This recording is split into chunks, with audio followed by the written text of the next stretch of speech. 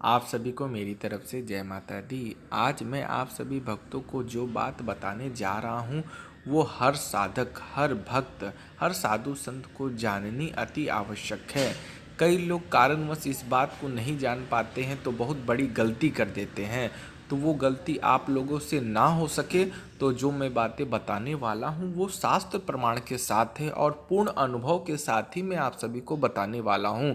तो वीडियो को अंत तक धैर्य के साथ अवश्य ही सुनिएगा ताकि आपको पूरी जानकारी प्राप्त हो सके और अपने मार्ग से आप विचलित ना हो सके।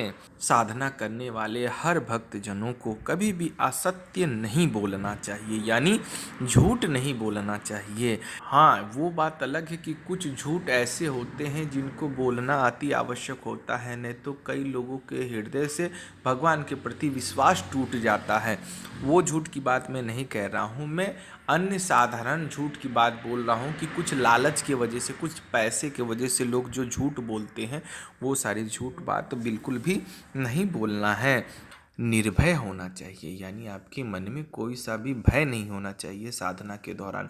भले ही आप कितनी भी कठिन साधना कर रहे हों, जप कर रहे हों या कोई भी चीज़ जागृत करने का प्रयास कर रहे हों, आपको निर्भय अवस्था में करना है।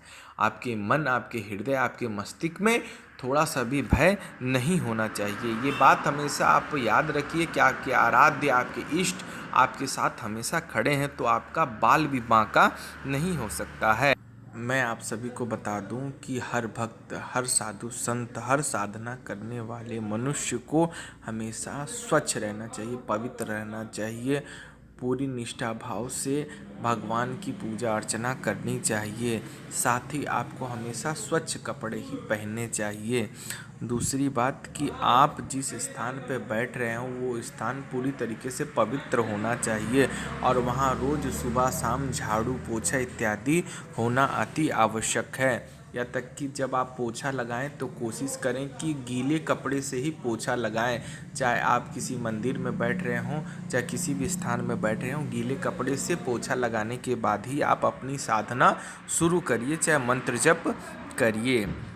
अपने से नीचे श्रेणी के लोगों से वार्तालाप न करें ज़्यादा और ना ही उनकी शरीर को स्पर्श करें, इससे आपको दूषित परिणाम देखने को मिल सकता है। मैं ये नहीं कहता हूँ कि जाति ऊंच या नीच होती है, मैं बात कर रहा हूँ साधना के दौरान, यानी जब आप साधना में बैठे रहते हैं तो उस दौरान अपने से नीच श्रेणी लोगों से वार्तालाप यानी बात नहीं करनी चाहिए और कोशिश करनी चाहिए कि कम से कम वार्तालाप यानी बात हो। जब आपकी साधना पूरी हो जाए, जब समय पूरा हो जाए, तब आप जितना मन उतना चाहे बात कर सकते हैं, उसमें कोई भी मनाही नहीं है। साथ ही आप सभी को कभी क्रोध नहीं करना चाहिए, क्रोध से बचना चाहिए। जी हाँ, शास्त्रों में बताया गया है कि जो भी भगवान की भक्ति करते हैं, साधना करते हैं, आराधना करते हैं, उनके अंदर धैर्य रहना अति आवश्यक है और उन्हें क्रोध से बचना चाहिए। इससे उनके साधना में प्रभाव पड़ता है। और साथ ही बहुत विशेष बात बताई गई है ग्रंथों में कि जो भी साधक जन होते हैं उनको अधिकतम मौन रहना चाहिए, यानी कम बोलना चाहिए। जब तक अति आवश्यक ना हो तब तक आपको बातचीत यानी वार्तालाप नहीं करना चाहिए। चित्त स्थिर और स्वस्थ रखना चाहिए। चित्त यानी अंतर आत्मा जो आपकी है वो स्थिर होनी चाहिए, समान होनी चाहिए, ज़्यादा उग्र नहीं होनी चाहिए, ज़्यादा चंचल भी नहीं होनी चाहिए। अगर चंचल है भी तो ईश्वर के प्रति होनी चाहिए, भगवान के प्रति होनी चाहिए, अपने आराध्य के प्रति होनी चाहिए। और साधक लोग सबसे ज़रूरी बात कि भोजन हमेशा सात्विक ही करें। हाँ, वो बात अलग है जो महाविद्याओं की पूजा अर्चना करते हैं तो कई लोग जो है मांस मछली भी खाते हैं, वो बात अलग है। लेकिन जो सात्विक ढंग से पूजा पाठ करते हैं, साधना करते हैं, उनको शास्त्रों में सात्विक भोजन ही लेने के लिए कहा गया है, यानी सात्विक आहार ही उन लोगों के लिए शुद्ध एवं पवित्र है। बाकी अगर आप अन्य किसी चीज़, विषय वस्तु इत्यादि की अगर आप पूजा करते हैं तो वो बात तो आप ही जाने, लेकिन मैं सात्विक शक्तियों की बात कर रहा हूँ। आप जो भी भोजन करें वो हल्के मात्रा में करें ताकि आपको ज़्यादा उबासी और ज़्यादा निद्रा ना सता पाए और आप अपनी ध्यान साधना में समय समय पे लीन हो सकें और अपना समय चक्र पूरा कर सकें। हर साधक को भोजन व पानी लेते समय मूल मंत्र से अभिमंत्रित करके ही भोजन ग्रहण करना चाहिए। जी हाँ, आप कोई भी भोजन हो, चाहे जल हो, उसे आप ग्रहण कर रहे हैं तो जब तक आप मूल मंत्र के द्वारा उसे अभिमंत्रित ना कर लें तब तक उसे ग्रहण ना करें। ये सारी बातें शास्त्रों में प्रमाणित हैं। हर साधक को जमीन पर ही सोना चाहिए और कोशिश आपको वो करनी चाहिए कि आप जहाँ साधना कर रहे हैं उसी के नीचे कपड़ा बिछाकर सोना चाहिए।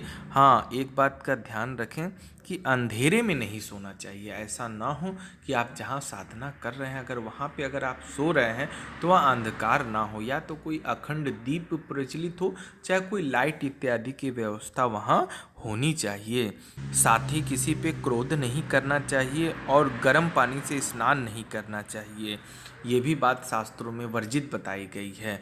ना आपको किसी पे क्रोध करना है और ना ही आपको गर्म पानी से स्नान करना है। आपको जब भी हो पवित्र स्वच्छ जल से यानी ताजे जल से ही स्नान करना है, चाहे वो गर्मी हो, ठंडी हो, बरसात हो, चाहे अन्य कोई भी ऋतु हो। भगवान की साधना करने वाले हर साधक को कभी भी किसी को श्राप नहीं देना चाहिए। इस बात को आपको विशेष ध्यान रखना चाहिए। कई लोग उग्र हो जाते हैं साधना के दौरान, कई लोग ऐसी बातें बोल देते हैं साधक को जो बुरी लग जाती है, लेकिन ऐसा नहीं करना चाहिए कि किसी को आप अपने क्रोध से किसी को श्राप दे दें जिससे उनका जीवन जो है दुखमय व्यतीत होने लगे, कष्टमय हो जाए। तो ऐसा पाप आपको नहीं करना है। आप जब भी किसी को अगर आपको कभी भी कुछ किसी को देना है तो आप आशीर्वाद और ज्ञान ही दें, ना कि श्राप दें। इससे आपको बचना है। आपको अपना नित्य कर्म हमेशा करते रहना है। नित्य कर्म का अर्थ आप जो भी साधना के दौरान,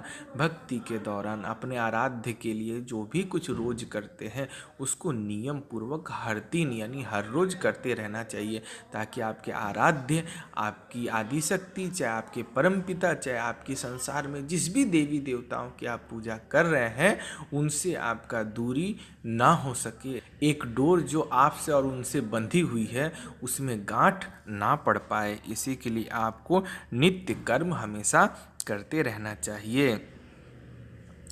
आप सभी को कभी भी किसी भी धर्म शास्त्र की निंदा नहीं करनी चाहिए, ना किसी व्यक्ति की निंदा करनी चाहिए।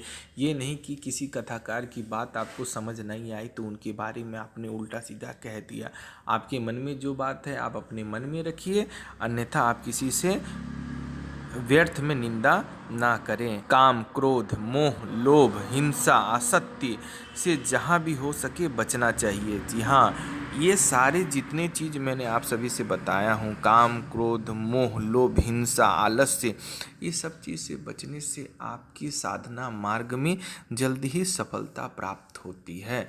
इसी के लिए आपको इन नियम का पालन अवश्य ही करना चाहिए कि उपासना और भक्ति, श्रद्धा एकदम विश्वास के साथ आपको करनी चाहिए। उसमें जरा सी भी संकोच आपके मन में नहीं होनी चाहिए। देखिए, मंत्र साधना, चाहे भक्ति साधना, चाहे अन्य कोई सा भी साधना अगर आप कर रहे हो तो आपके मन में आपके आराध्य के प्रति अटूट प्रेम होना अति आवश्यक होता है, ताकि आपको जल्द से जल्द आपका लक्ष्य प्राप्त हो सके और आपको परमात्मा मिल सके, और साथ ही आपको जो भी सिद्धि, जो भी चीज़ जागृत करनी हो वो जल्द से जल्द आपको प्राप्त हो सके। इसी के लिए मैं आप सभी को वही बात बतलाने का प्रयास करता हूँ जो बातें शास्त्रों में प्रमाणित है। इस बात का विशेष ध्यान रखिएगा। अगर मेरे द्वारा दी गई जानकारी आप सभी को पसंद आई हो तो चैनल को सब्सक्राइब जरूर करिएगा। धन्यवाद। जय माता दी।